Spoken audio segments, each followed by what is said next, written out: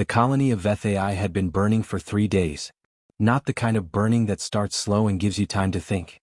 The kind that wakes you up in the middle of the night with smoke already in your lungs. The kind where by the time you realize how bad it is, half of what you built is already gone. Elder Soreth stood at the communication console and looked out at what remained of the Eastern District. Buildings that had stood for 200 years were now just shapes in the dark, glowing at the edges. The air smelled like ash and something worse. His people were scared. Some had already left. The ones who stayed were running out of reasons to. He had sent the distress call on the first night. A closed frequency. Secure. Private. Only allied species had access to it. Species that knew Vethai, species that had trade agreements and diplomatic ties and a reason to care. He expected a response within a day or two. A medical ship maybe. A diplomatic team. Someone with food supplies and calm voices and a plan that involved talking. He sat back and waited. Day 2 passed. Then day 3 started and the fires were still going and the predators had been spotted again near the southern border and Soreth was beginning to wonder if anyone had heard him at all. Then something dropped out of warp. He felt it before he saw it. A deep vibration in the floor. Then the alerts.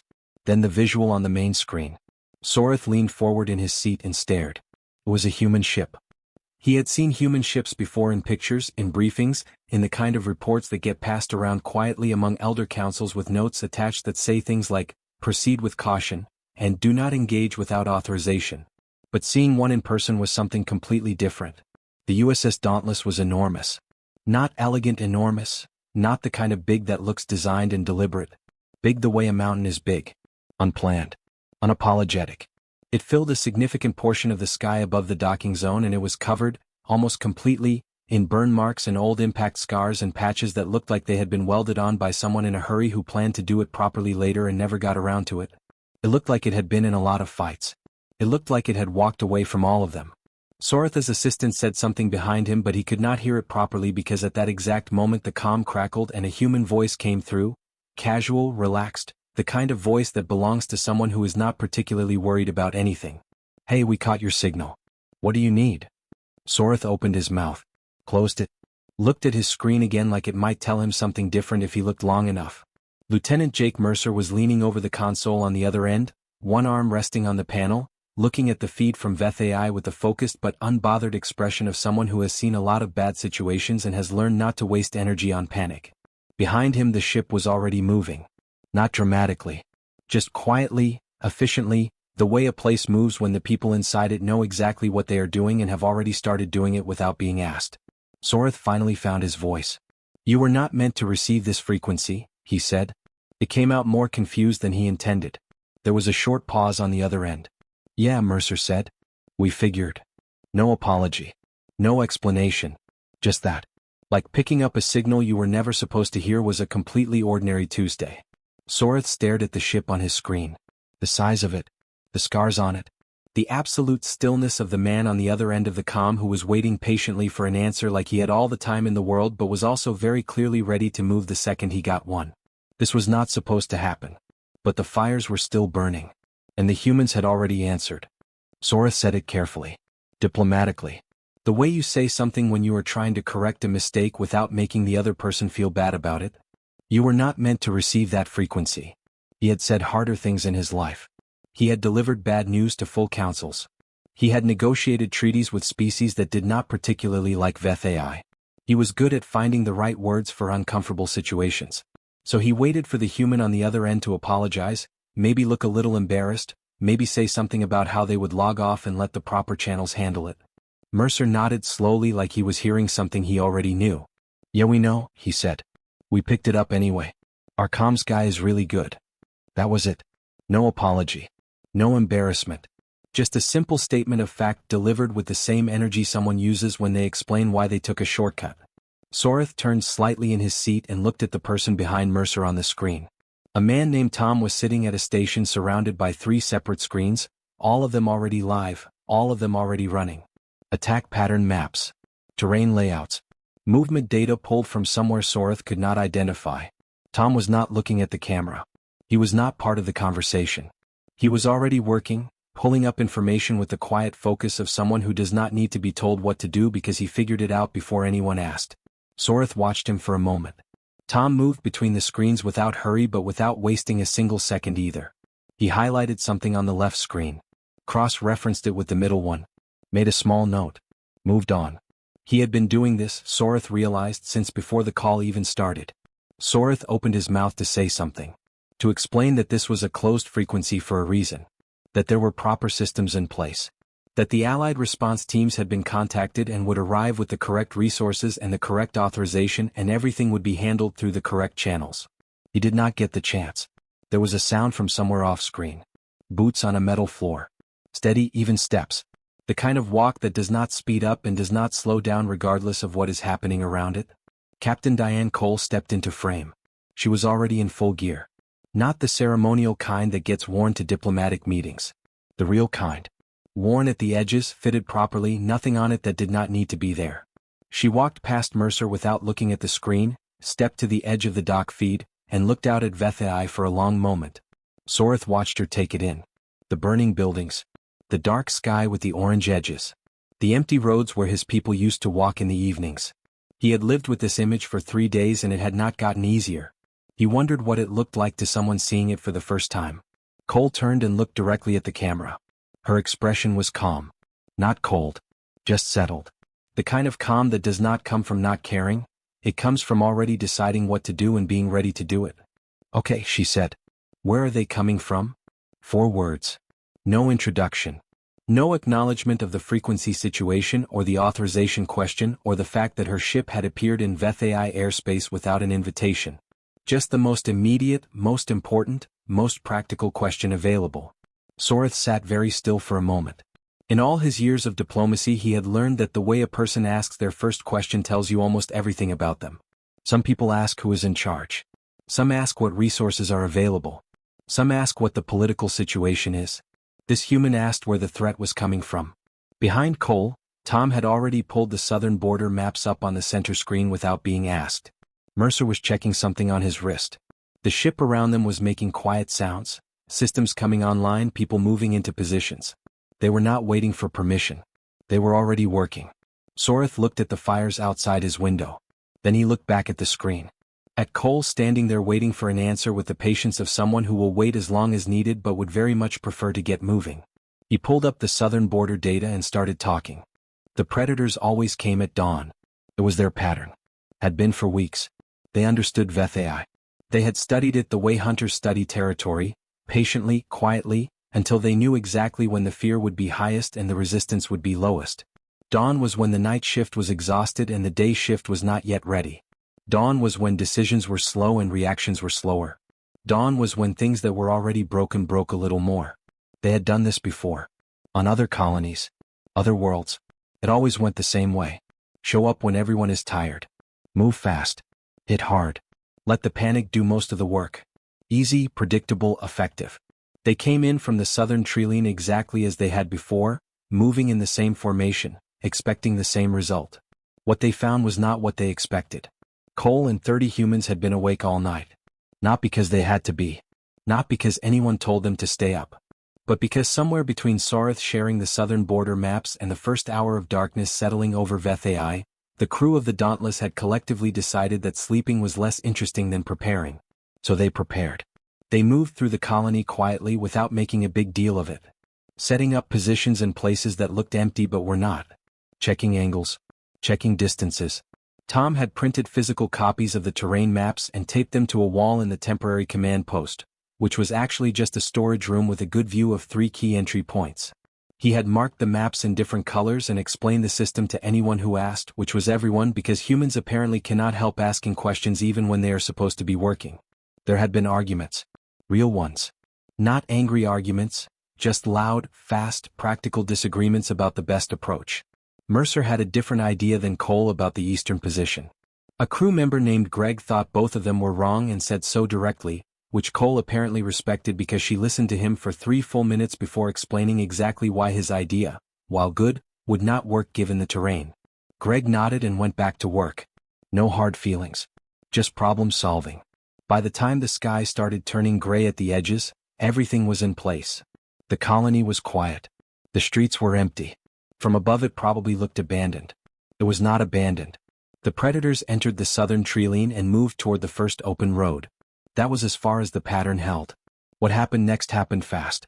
Not chaotic fast, organized fast. The kind of fast that only comes from people who spent the entire night making sure they knew exactly what to do and exactly when to do it. Every position covered what it was supposed to cover. Every move connected to the next one. It was not perfect. Nothing in the field ever is. But it was close enough.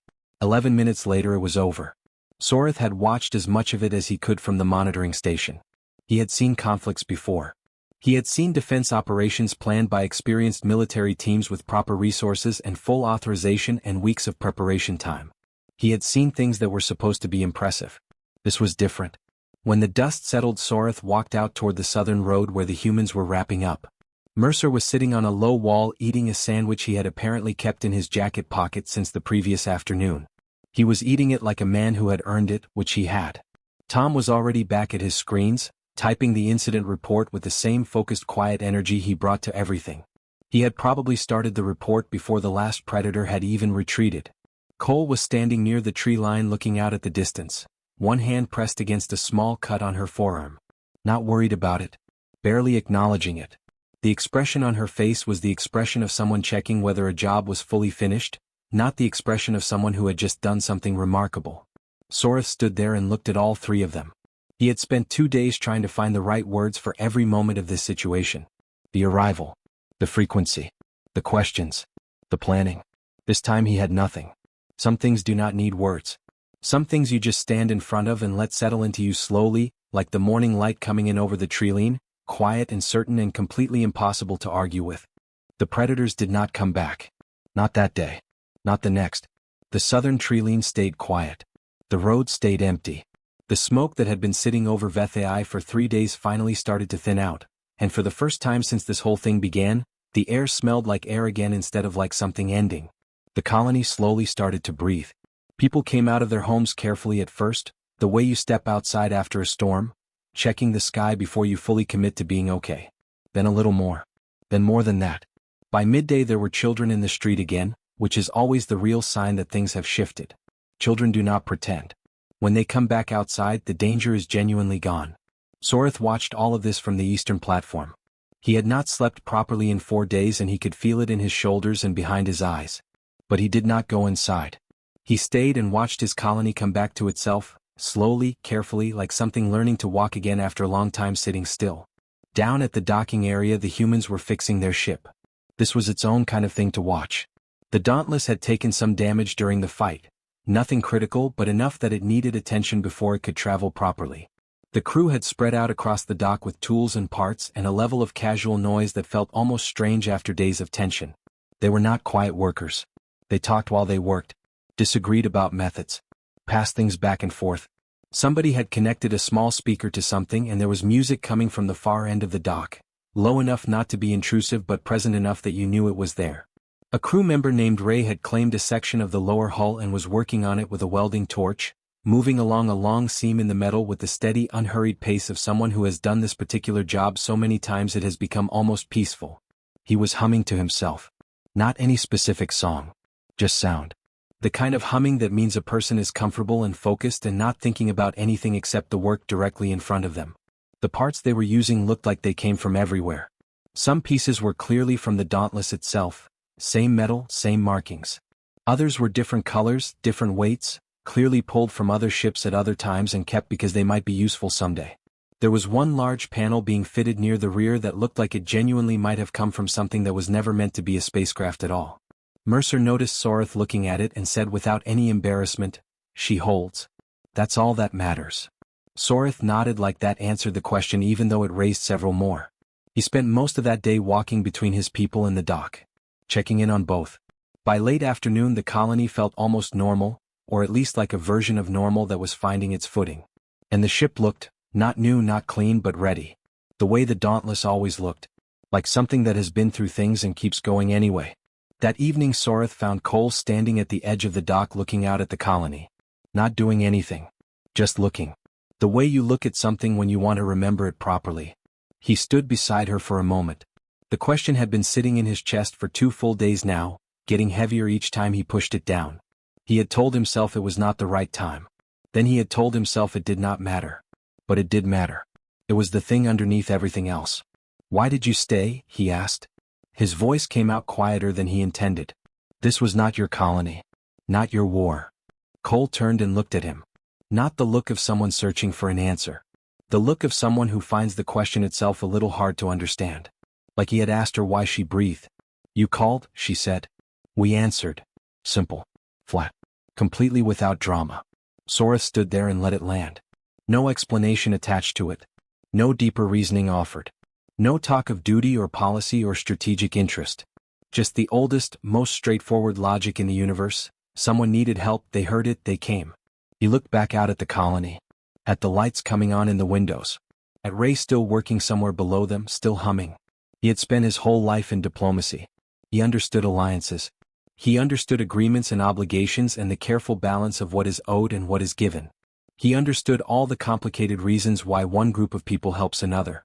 He had never quite understood this. The simple kind. The kind with no calculation behind it. He was beginning to. Word moved fast across the galaxy. It always does when something unexpected happens. Official reports travel through proper channels, slow and formatted and carefully worded. But the real information, the kind that actually matters, moves differently.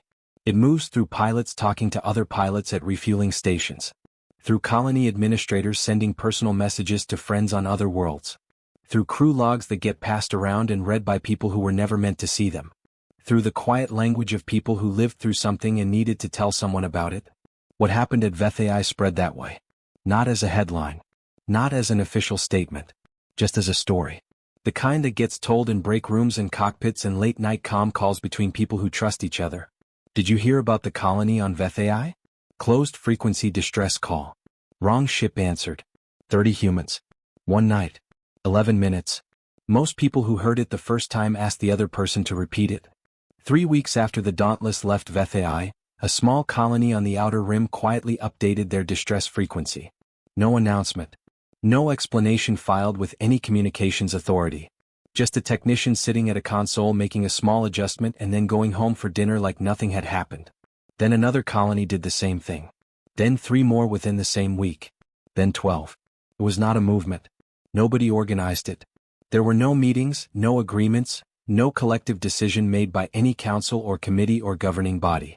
It was just individual people on individual worlds doing the same quiet math and arriving at the same quiet conclusion. The official channels were fine. The Allied response teams were professional and well-meaning and followed the correct procedures.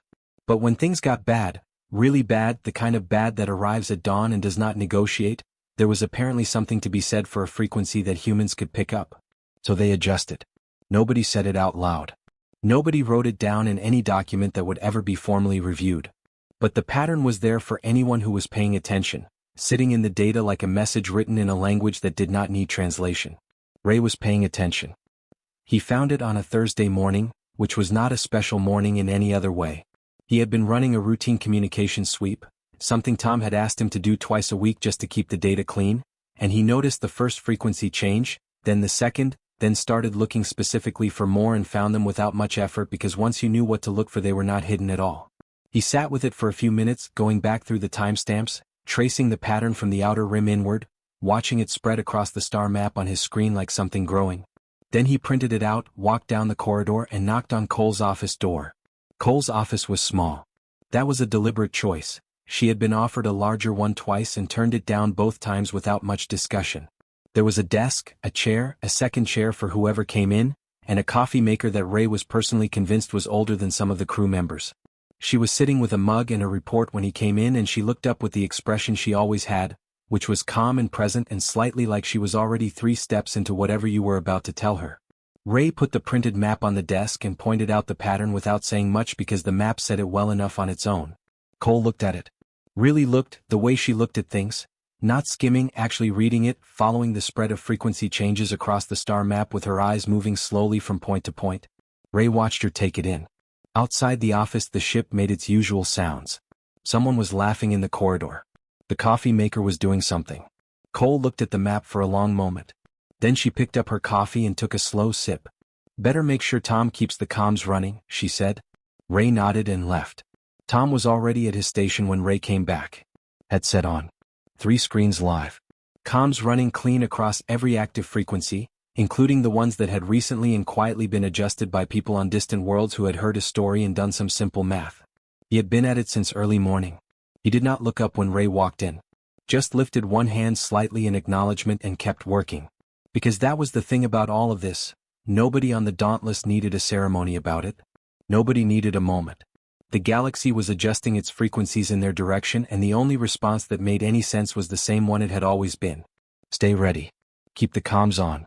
Answer when called. That was it. That was the whole thing. Somewhere out on the outer rim a technician was making one more small adjustment to one more frequency, quietly without telling anyone, just in case the night ever got bad enough that they needed someone who would actually come. They would not have to wonder for long.